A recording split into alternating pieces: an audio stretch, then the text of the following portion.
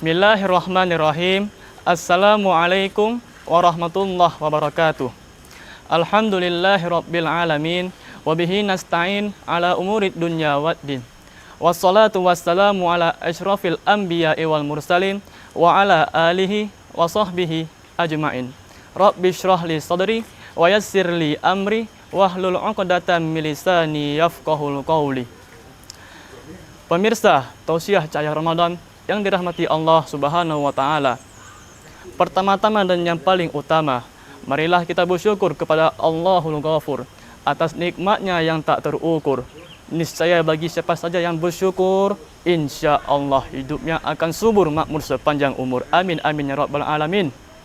Salawat beriringkan salam kita haturkan kepada junjungan kita Nabi Muhammad SAW, yang mana yang telah membawa kita dari alam kebodohan ke alam yang penuh ilmu pengetahuan seperti yang kita rasakan pada saat ini. Ada beberapa perkara tentang puasa yang perlu kita ketahui. Ada perkara yang dapat membatalkan puasa dan ada juga perkara-perkara yang dapat merusak puasa. Untuk perkara-perkara yang dapat membatalkan puasa, mungkin para hadirin sekalian sudah mengetahuinya. Contohnya itu seperti makan dan minum sebelum waktu maghrib. Maka pada kesempatan kali ini, saya akan menjelaskan sedikit tentang perkara-perkara yang dapat merusak puasa. Puasanya tetap sah, tetapi dia tidak mendapat apa-apa dari puasanya. Ada berapa perkaranya?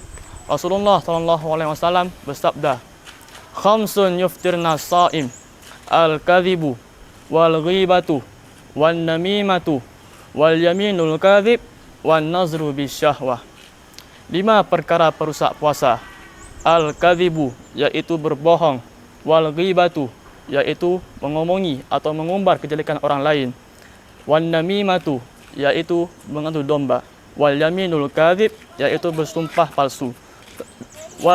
Wan-nazru bisyahwah, yaitu melihat dengan syahwat atau nafsu. Untuk yang pertama, yaitu al-kazibu, yaitu berbohong. Rasulullah SAW melarang kita untuk berbohong pada bulan puasa ini. Kalau kita berbohong di bulan puasa, kalau kita berdusta di bulan puasa, maka kita berpuasa menahan lapar dan dahaga dari terbitnya fajar hingga terbenamnya matahari, tetapi kita tidak mendapat apa-apa dari puasa kita.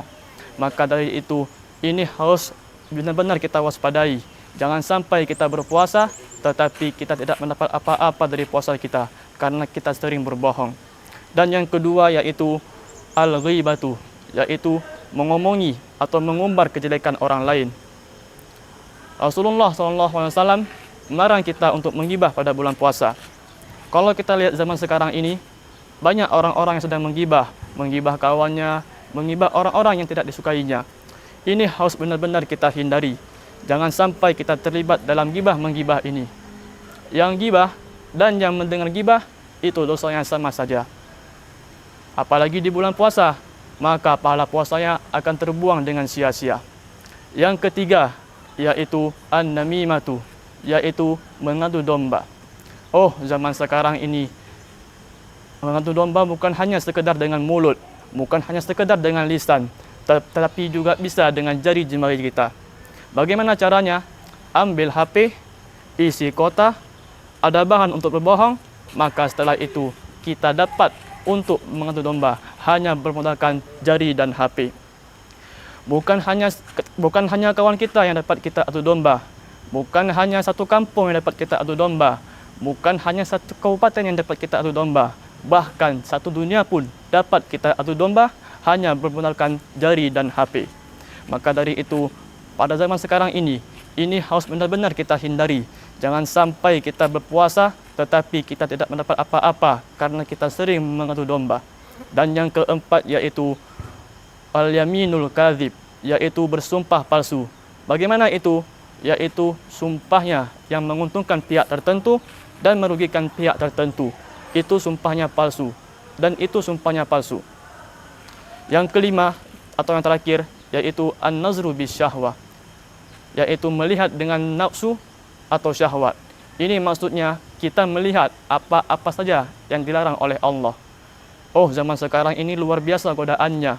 Orang-orang buka TikTok, buka YouTube, buka Google, katanya pengen cuci mata, katanya pengen kasih vitamin mata, tapi apa yang dilihatnya, wallahu alam.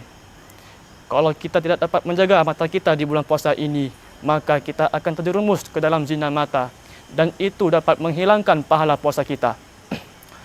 Allah Subhanahu wa taala menciptakan mata untuk melihat Al-Qur'an. Allah Subhanahu wa taala menciptakan mata untuk melihat kekuasaannya. Allah menciptakan mata untuk melihat tanda-tanda kebesarannya, tetapi kita menggunakannya untuk berbuat maksiat. Kita menggunakannya untuk mendurhakainya. Bagaimana murkanya Allah kepada hambanya yang begitu.